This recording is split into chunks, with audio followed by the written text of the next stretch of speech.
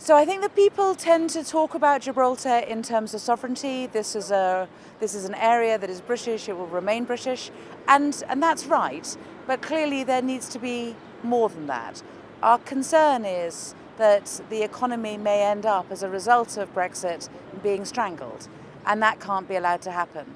And so the negotiations need to include the interests of Gibraltar, and it's been explained to me the different layers in which the Gibraltar economy works and the fundamental concern about ensuring that there is fluidity on the border.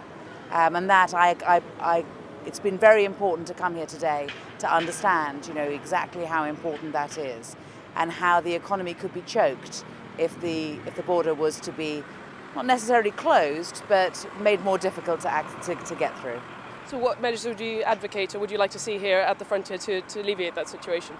So I think that what we need to do is we need to make sure that the negotiations are done in a strong way on behalf of Britain, but Britain needs to negotiate on behalf of Gibraltar too, and we need to be clear about what the priorities are for Gibraltar in order to ensure that the economy survives Brexit and does well and continues to do well, because it's not just in Gibraltar's interest, it's in Britain as a whole's interest that Gibraltar does well into the future.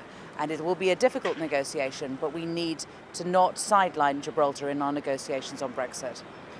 Gibraltar voted overwhelmingly to remain. The Labour Party's come under some criticism for what some perceive to have been a lukewarm Remain campaign. Could more have been done?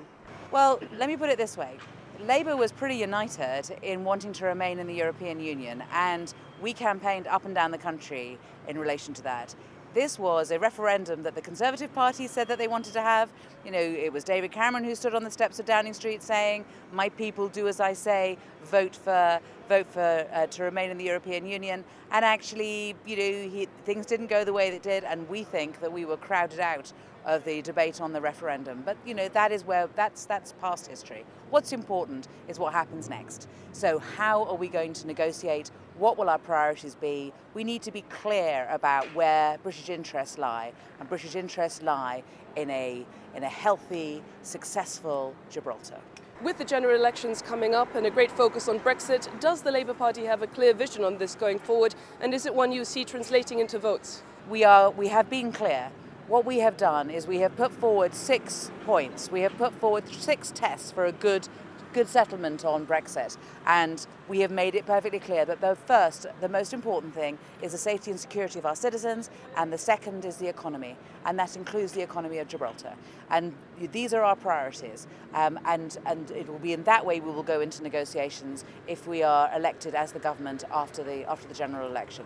We will tear up the white paper that the government have put forward, because we have our own priorities. But our priorities are ones about the economy and about safety and security. It was the Labour government that tried to put across a joint sovereignty agreement that was roundly rejected by Gibraltarians.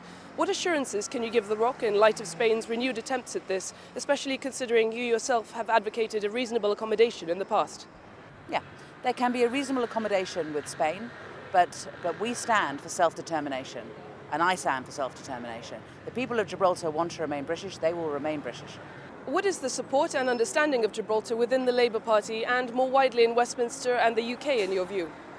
I think it's really interesting just how emotional people feel about Gibraltar. I think that it is something that people feel strongly about. I think they do want us to have a good relationship with Spain. I think that they appreciate that it's in the interest of everybody that Gibraltar and Britain have good relationships with Spain. Of course that's right. But Gibraltar is British and will remain British, and that is how people feel.